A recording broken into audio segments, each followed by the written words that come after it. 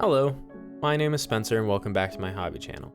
I'm learning to paint miniatures, make dioramas, and storytell through them. This is an owlbear from Dungeons & Dragons. I recently played Magic the Gathering with an old friend like we used to in high school. We also played D&D in high school, so I picked up this owlbear miniature in a bit of a nostalgia wave. This owlbear also gives me an opportunity to make a D&D themed diorama using more of the D&D themed miniatures that I've picked up while learning to paint over the past year. For the base of this diorama, I will be using a gesso board.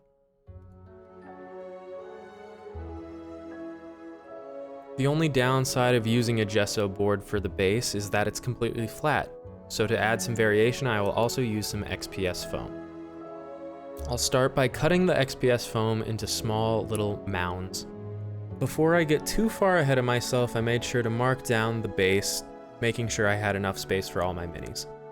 Once everything is checked, I then used my hot wire cutter to cut the rocks down into some small hilly shapes.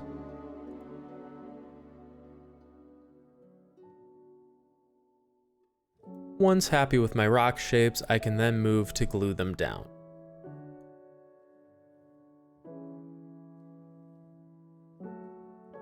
I usually prefer to make my own terrain paste for my dioramas. However, I've recently run into a space issue in my workshop and I have a couple of these Vallejo earth textures lying around.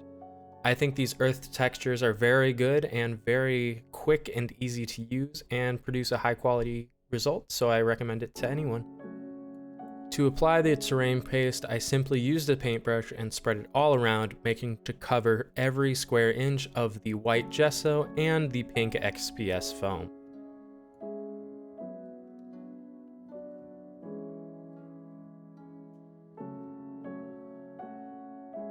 Before the terrain paste had the time to harden, I took some fine ballast and I put it over where I wanted a path to be in my final product. While the base dries, we can move to our minis.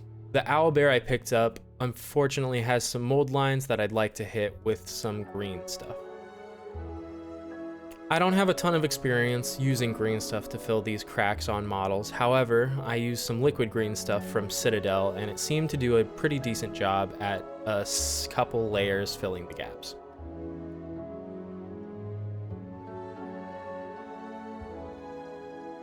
While the green stuff dries, we can spread around some glue on the base that wasn't marked by the path.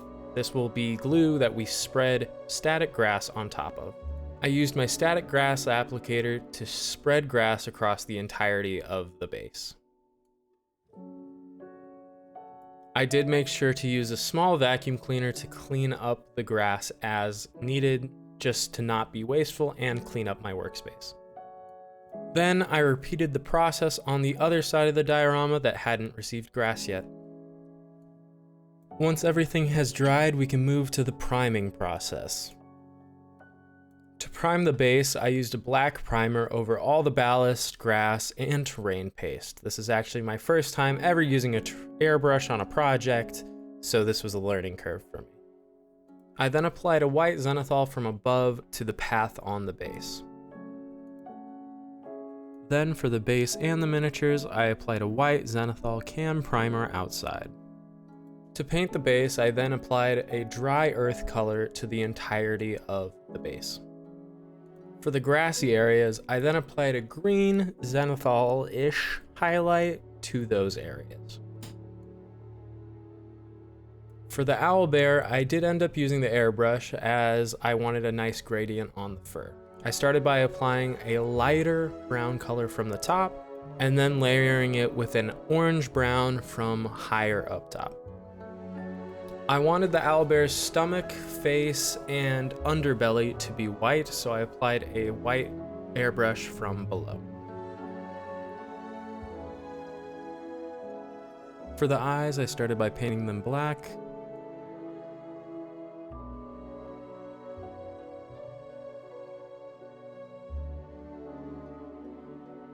I also painted the eyebrow feathers black. I'm sure there's a more appropriate word for those. I then also cleaned up the talons and the beak with black.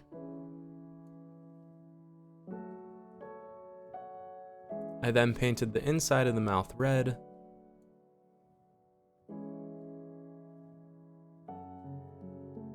I wanted the eyes of the owlbear to really be the standout portion of this diorama, so I'm going to make them a piercing yellow.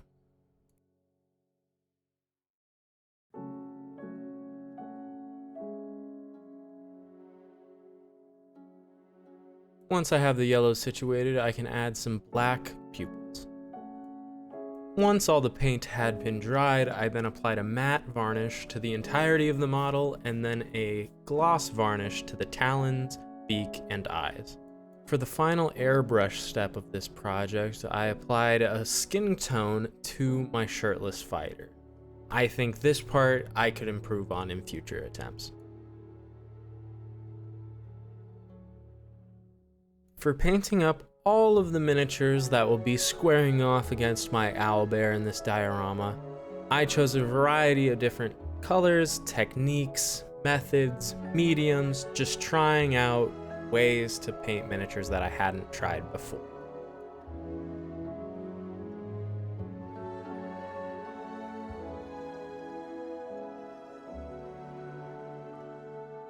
Ultimately, I was just trying things for this project, and ultimately that's what I'm trying to do right now.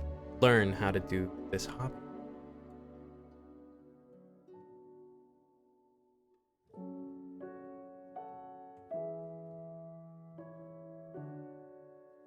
While I paint my minis, I'd like to take a moment to say thank you to everyone who's supported this channel over the past while. I recently just hit about 800 subscribers, and the support is beyond what I could ever have expected. I just wanted to say I truly appreciate you all, and thank you for sticking around to watch me learn a new hobby. While I paint up these final miniatures, I will put on some nice lo-fi just so you can see my painting process unfold.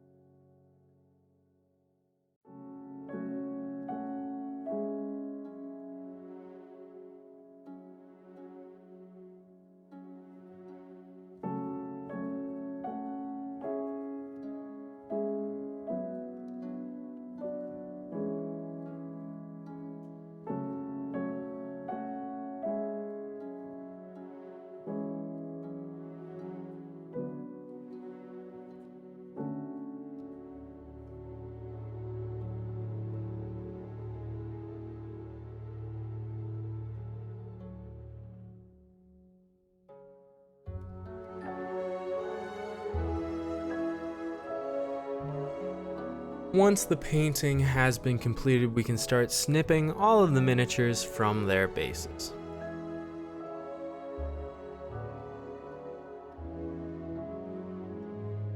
Once everyone has been freed, we can start to glue them down. Once the glue is set, we can then paint the sides black and move to some glamour shots.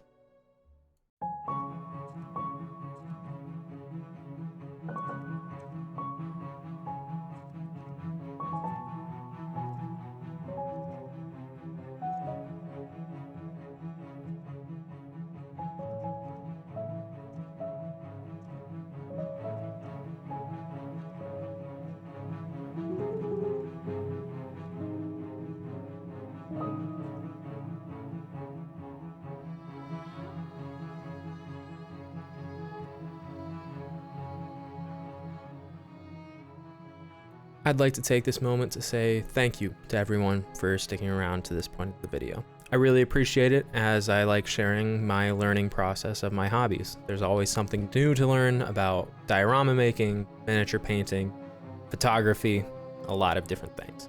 Regardless, from the bottom of my heart, I appreciate it. I hope you all have a nice week, and I'll see you in the next one with another story to tell. See ya.